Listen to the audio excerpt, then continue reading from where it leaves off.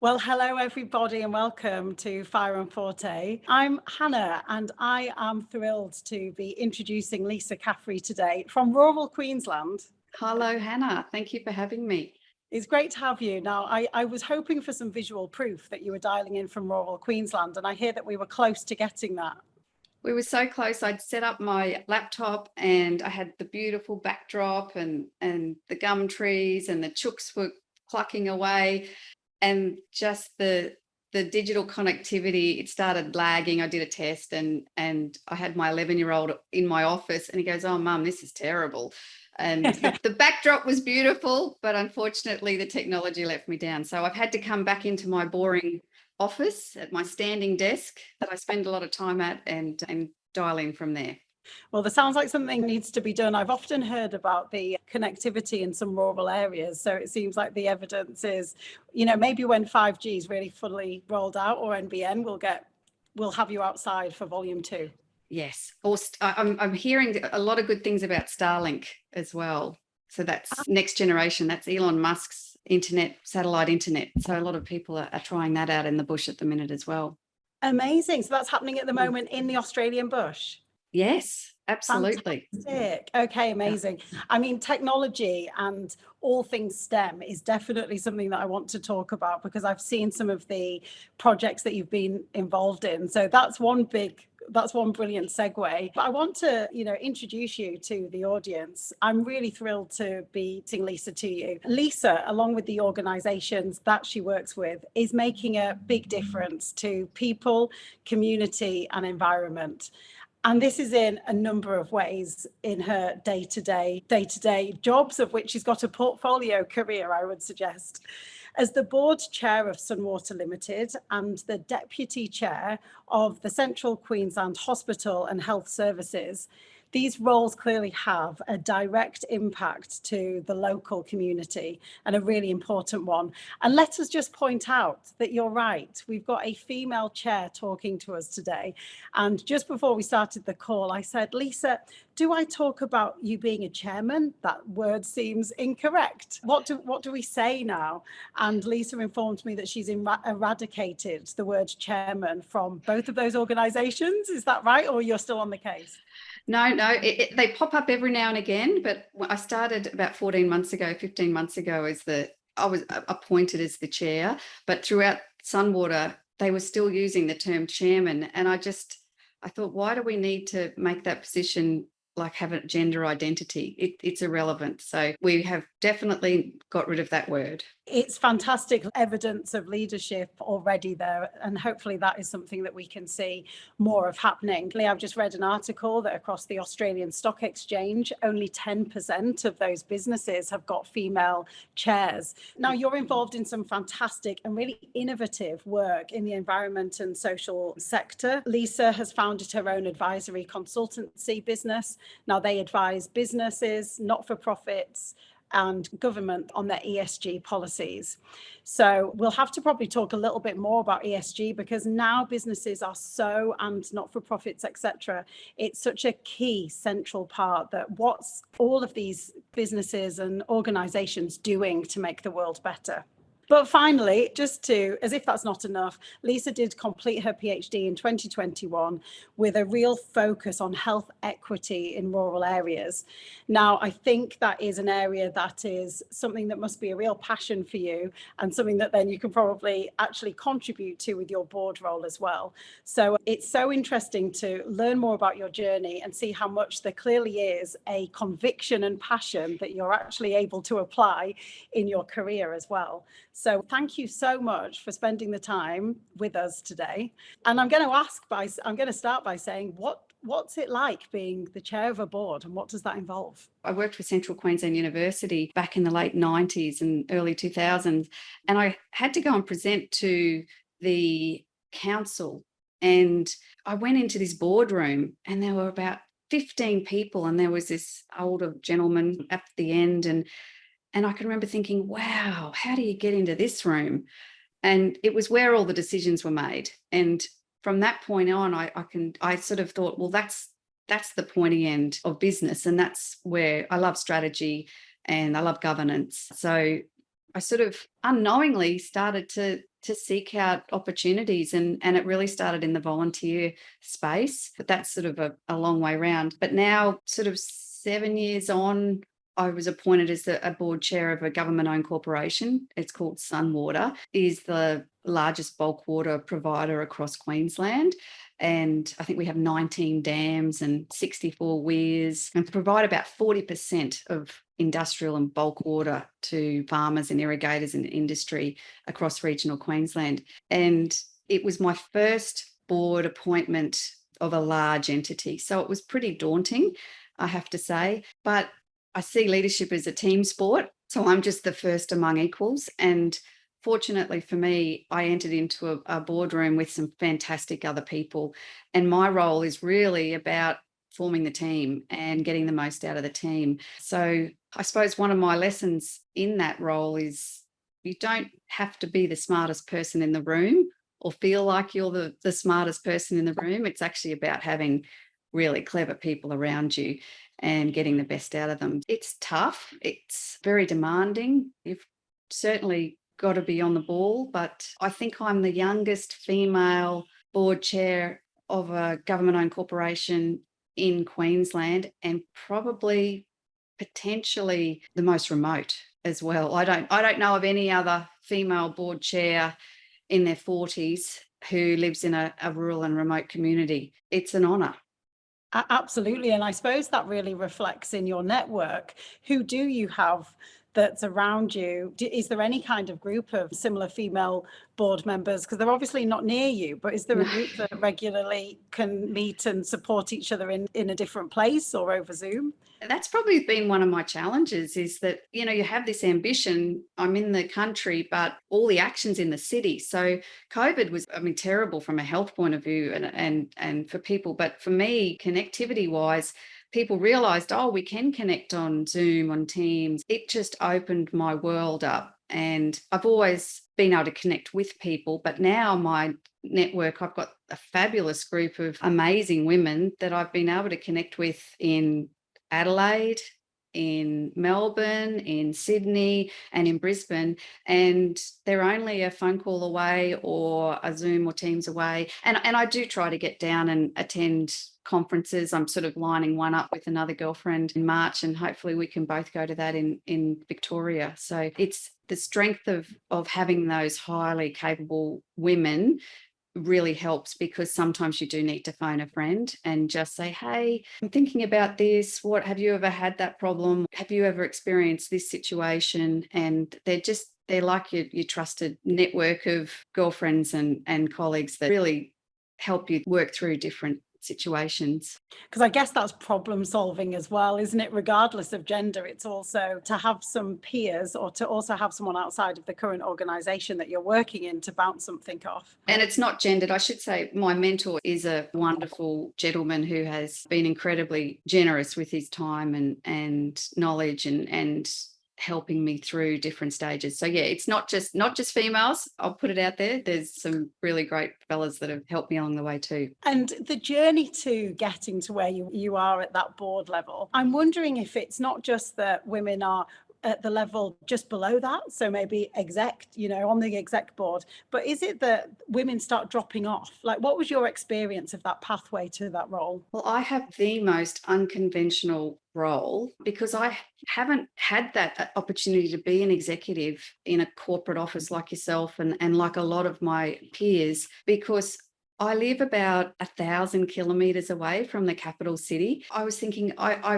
I have an interest, but how do I get there when it's really that there was no path? So probably starting my own advisory firm about 13 years ago, I did that because I had a really unique situation. I was living in, at the time, a remote mining community. And for people overseas, it's something you just wouldn't really understand. It's just this self-contained community that everyone that works in the resource company lives there, and it's very isolated. My husband would work 14 hours a day. I had young children as well.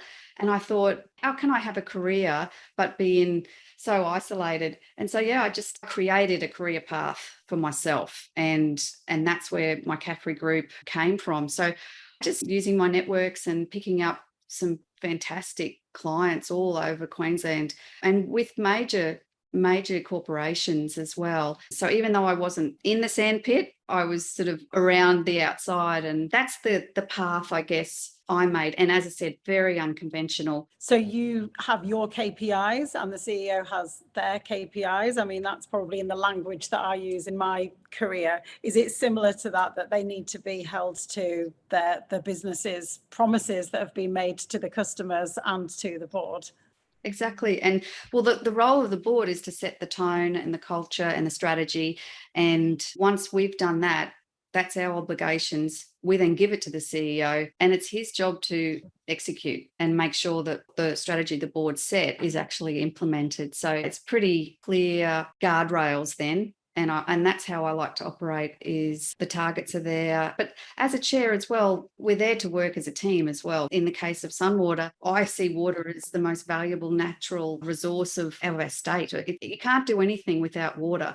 And it's just so precious. So I'm acting on behalf of every Queenslander to make sure that they're getting the maximum value for the most precious resource. And if you feel as though you've set the guidance, but actually you're so passionate and also it's your responsibility, the deliverables, how do you feel, or how do you control the not able to actually get your hands on it yourself? Because the doing isn't sitting in that company, isn't for you. How do you stop yourself doing that, or what approaches do you take?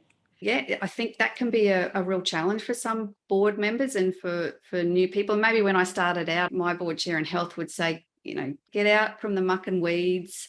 You need to get up and sort of be looking above the forest. So it is very tempting to try and get in and fix it, but that's not what a board chair is paid to do. That's why the CEO is getting paid the big bucks, and the board chair is there from a governance strategy and risk. We can only control what is within our remit. That's a great insight. To be honest, I think so many teams could benefit from that motto, couldn't they? Because sometimes you're merging onto getting involved in something else that's out of your control or out of scope. Now, I'm fascinated in the career path that you forged, and I'm going to point out two things. One is that it was all based on your own drive. You created your own business, created the demand, and created the awareness of your business, all with what I imagined. I like the vision of an 8-month-old strapped to you on a baby carrier, to be honest. But then also this part about being able to, because actually it was extremely strategic in a sense as well, to understand CEOs, board directors, before you were to go into a board role, whether that was with any foresight at all. So first of all, the initial career drive. At any point, did you think, I don't have to be doing this? It doesn't have to be this big. Maybe I could just scale this back. Well, I don't think it's big yet. I don't even feel like I'm halfway up the hill at the minute. So taking my foot off the pedal right now hasn't even entered my mind. I feel like I still have my training wheels on, and a government-owned corporation is the best place to have your first stint as a board chair, because we do have to adhere to the Corporations Act, but we are then also, we come under the Government-Owned Corporation Act as well. So we have that backing of the government behind us. So my ambition is to really accelerate my career rather than slow down. So the next phase will definitely be looking at those ASX listed companies and asking the question of, why is there only 10% of board chairs? I'm more than capable of running a corporation with an annual budget of circa 500 million, and I think our assets are about 14 billion. I think there's such an amazing similarity between the initiative and the courage that it took to build your own firm, your own business, create this network, to what you just talked about, which is the impression that you and the change that you want to see across ASX businesses. Would you recognize that conviction, that initiative, and that kind of sense of confidence as being skills that you've got? Yeah, probably now that you say it, I probably do come across with purpose and conviction and confidence, which is funny because inside everyone has that little voice that goes, oh, can you do that? But I don't know, maybe just from an early age, as I said, I was always the shortest kid. I'm 5'1", and I never got told I couldn't do anything. So I just always have a crack. And what's the worst thing that can happen? You fail. I'd rather fail forward and fail fast than never, than die wondering. I was always sort of a free-spirited, independent, feisty, sort of happy country kid. And maybe the first 10 years of my life was spent pretty much free range. It just didn't ever occur to me that I couldn't do what I wanted. And maybe that followed through once I had kids. And at that time, I think you said your son was 8 months old when you started going and beginning your consultancy business. Was that the end goal? And what was the vision at the time? The vision was freedom. So the vision was being able to work when I wanted to work, on what I wanted to work, and not necessarily have to fit into other people's schedules. And so that's all I wanted. And I wanted to be mentally stimulated, because when you live in a rural area, I had a couple of friends that might have had children at the same time.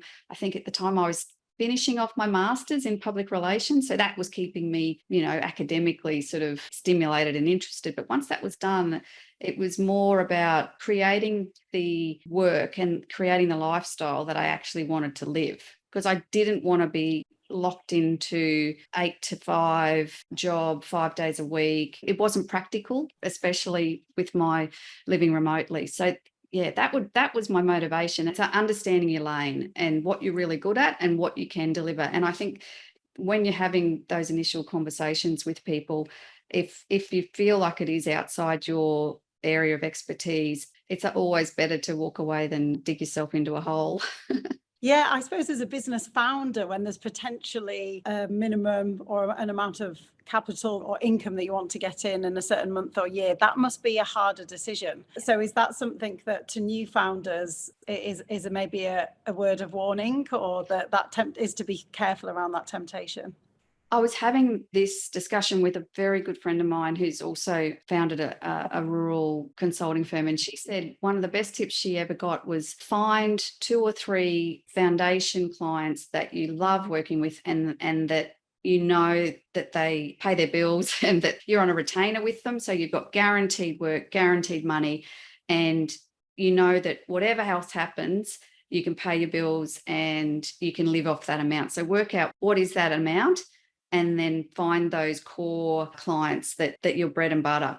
Then you can be a bit more choosy with some of the other projects. And at the minute right now, I'm just waiting to hear about a fantastic new project for next year that I have put in a quote for, which for me, I'm excited about it and I can't wait. And it's rolling out digital service centres across regional Queensland. Yes. The word digital is absolutely a buzzword, I think, for me, probably with yourself as well, in business and organisations that you work with. Now, it looks like you're seeing a lot of innovation through digital, through innovation technology. I wondered if you could maybe share some of the interesting or the most interesting projects that you've potentially worked on in the past year or so, or what are you most excited about coming up? Well, my number one passion, and this is a love job, this is a pro bono role that I have in the community, is the Outback Exploratorium, and it is all about STEM.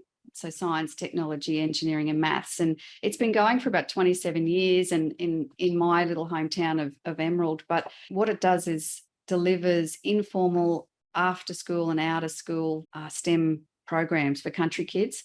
And the innovative work that I see in there is these kids, they can't just walk down the road and go to the Questacon or go to the National Science Museum or anything like that. So innovation doesn't necessarily always have to be technological.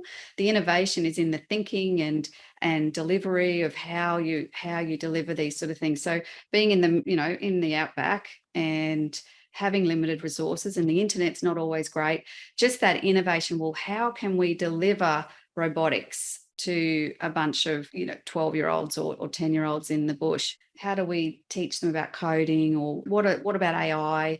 And so it's finding solutions to, probably a little bit tricky, so finding those resources, but more so finding the partners. So Questacon in Canberra have been amazing, and they sent up some different museum displays that were actually in plastic boxes, big plastic boxes, and that we could put the lid on and throw in the back of a ute and then carry them out to remote places. So it's making sure we've got the right partners with that. And also we've got a new home, and it's not necessarily the technology or the digital side of things, but having a permanent home for an organisation like that, that's probably been one of my exciting highlights for the year. And then from a digital perspective, cybersecurity. So being the chair of some large organisations, that is something that we've had to, from a digital perspective, is really enhance our capabilities. I'd say the most interesting thing this year was doing a review on First Nations Digital Service Centre in Cherbourg. And Cherbourg is a First Nations community in the South Burnett.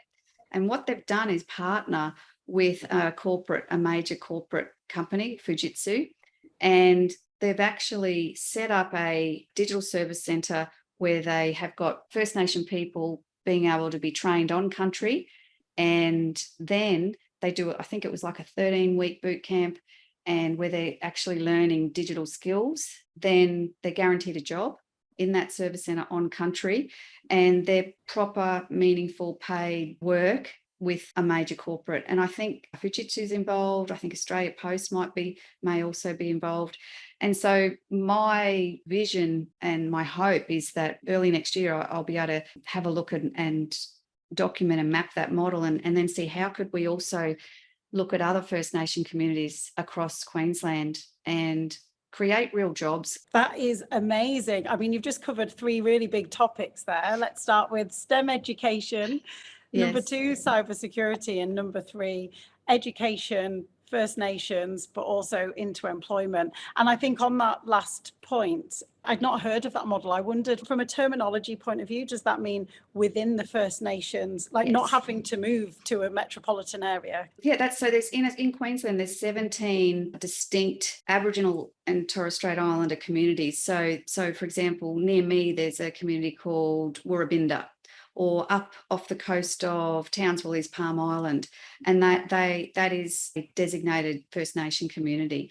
And often what we're finding is there's poor connectivity, not necessarily have NBN. A lot of people don't necessarily also have the technology available, and they definitely haven't had the skills and training in some of these basic digital skills that you need just for entry-level jobs. When I say on country, I mean in their Aboriginal community. I recently read that Australia had fallen behind in digital readiness versus other countries in the world. I think that came out in November.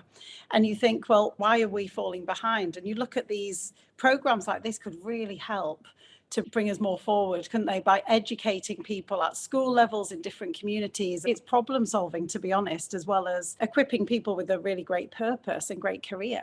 And for you as a consultant, I'm wondering if there's some similarities to being on the board, that you can advise that business to do this thing, and sometimes there's a regulation saying you can or you can't do this thing. Do you often have to give a recommendation and then leave and just hope that that corporate or organisation implements it?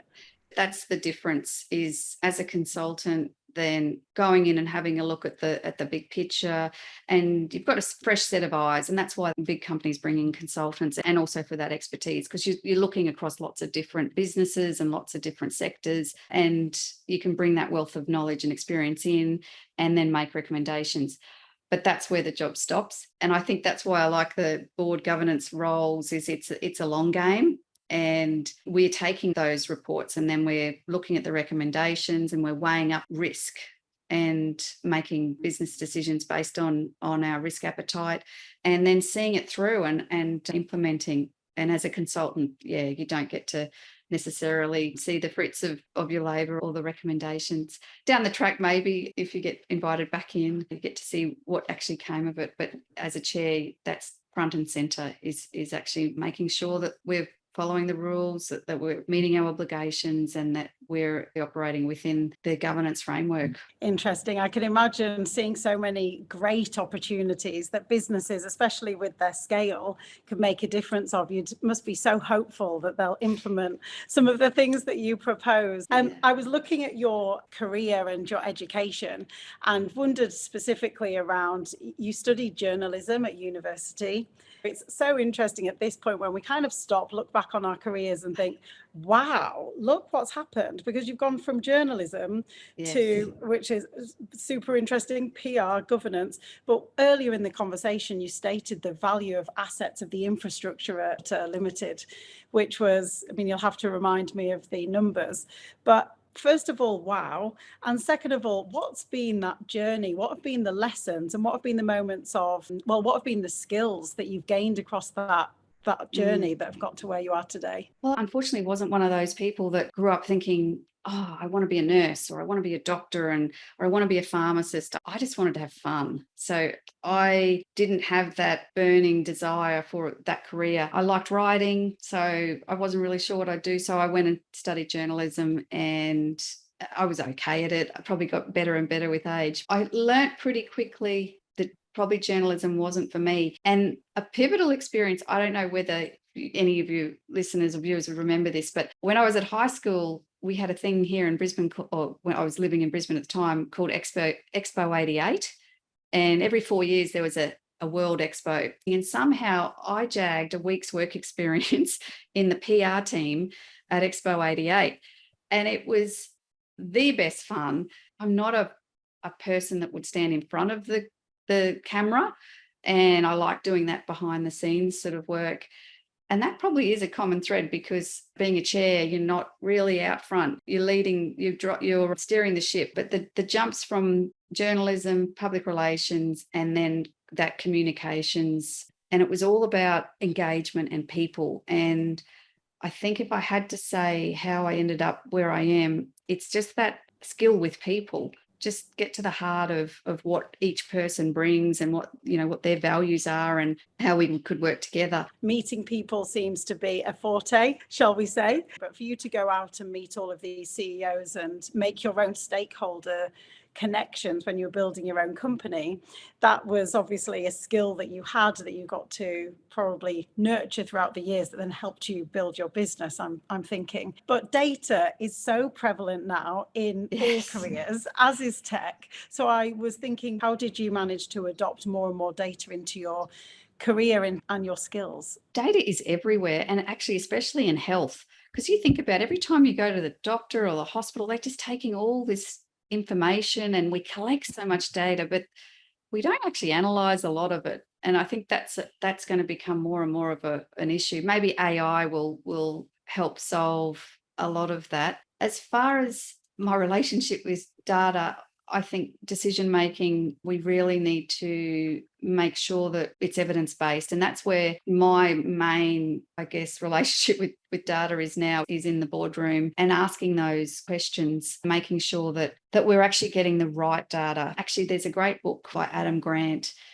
It's called Think Again. It's about being flexible in your thinking and being open-minded and curious and questioning what you don't know. When we're looking at data, we have to make sure that we have people that are skilled in doing that in organisations. And as far as the data and what it's trying to tell you, everyone can interpret things differently. So one thing I try to do is listen to other people's ideas, and actually surround myself with people that challenge my thinking and my thought process. So I often say, give me the evidence. And that's where data comes into it. From a contracting or consulting point of view, social scientists, that's just what we deal with.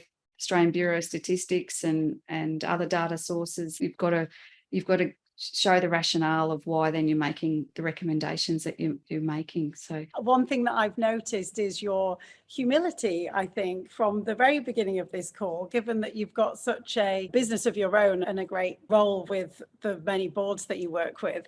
And obviously this is fire and forte. And I think that there's such promise in women at our stage in career in life, doing things in their careers where they're often at that point where perhaps you don't feel like you have to prove anything. You've certainly got this manner about you, which is, I want to be curious, I want to listen, I don't think I've got all the answers, which for some reason is harder for us to admit when we're younger. Whereas when we've got a few decades of experience, maybe we're a bit more secure in ourselves to admit. Yeah. Would you agree with any of that? Absolutely. Wisdom you feel like you have in your 40s. Oh, if only I had that in my 20s. I look back now and I think, oh man, I was probably so arrogant and a know-all and probably a bit defensive. And so, yeah, I definitely have toned down over the years and realised humility definitely is a gift, and I seek out people like that. So that's probably not an attribute that I find endearing, is people that need to always self-promote, and really your experience should speak for itself. If people have that need to boast or to try and one-up you, I just let it go now. It just sails over. It doesn't even register with me. I'm not competing with anyone. And that's something that bothers me with women. I've heard of horizontal racism, but also sort of that horizontal competition with women. And I just think there's enough jobs for everybody. And we're not competing with women. We need to lift women up. I definitely try to do that. I don't like that environment where it's cutthroat or you treat people badly or you climb over the top of someone. If you have to do that, you really shouldn't be in the role. I really hope in 2023 we see even more positive female leaders and female working relationships. Again, I was talking to a friend earlier and she said, my best working relationships are with guys, so this isn't just about, women and women. It's like, it's actually a successful relationship is how we all work together, and that there's really great diversity with everyone that you work across. And I think more and more positive stories about good working environments with a nice mix of people from all different backgrounds, and that helps create that diversity of thought as well as the output. Oh, I'd rather any day work with a good human being who's nice and pleasant, and than a go-getter star that will just shoot everyone else to get to the top. It's not pleasant. And I think we've got to value everyone. Everyone has something to bring to the table. And it's about, I see my job as a board chair is to let's find where you add value. And the more that we reverse our thinking rather than we're competing or it's a race to the top, I think it'll be a much more pleasant work environment for everyone when we really live those values of working together. Excellent. Great words to almost end on, but I'm not going to let you go just yet. I'm wondering if you could possibly share any advice that you might have to anyone listening, which is, the majority will be women in their 40s who are looking to find that passion or certainly use their strengths to actually go and make a difference in the world. Is there any advice that you would give if they're not doing it just yet and need a little bit of a push? There's probably a couple of things. First one was, and I'm not sure whether all of your listeners, if they're from overseas, they might not know who this is, but when I lived in Rocky about 20 years ago, I had the privilege of having very informal breakfast with the then Queensland Governor, Dame Quinton Bryce. And she actually went on to become the Governor General of Australia. And I remember asking her, how did a country girl from Invercombe, and Invercombe is like even further west than me, how did you end up becoming the governor? And she said to me, Lisa, you can have it all, but you just can't have it all at the same time. And that sort of always has stuck with me, because as women, you sort of feel like, oh, you want a career, you want to have a fantastic social life, you want to look amazing, you might want to get married, you might want to have a family. And I just think you have to realize that you can do it all, just not all at the same time. And when I really came to peace with that, I realized that I'll have kids, but just not in my 30s because I want to have fun. And then when I had kids and I was having family, well, I can't have the corporate career. Okay, now in my 40s, and I'm almost at the end of that decade, this decade has been all about for me. And, I've done my PhD and continuing doing fabulous projects and started that portfolio career. I couldn't have done it in my 30s because my priority was the family at that point. So that would be my first tip. The other thing is, I think people are 99.5% more interested in themselves than you. And you just have to remind yourself of that stop worrying about what other people think, because it's actually none of your business. I have my really close girlfriends who, what they think about me and their advice, that matters to me, but what everyone else thinks is meaningless. And I think you can get really caught up in that inner voice worrying about, oh, they said this or they think that, or it's none of my business. So that would be my second little bit of golden advice. And the final one, I think if struggling to find your purpose, how I found my purpose was through volunteering. And people say it's really selfless, but it's selfish because it's the best kind of being selfish, because you get so much out of it.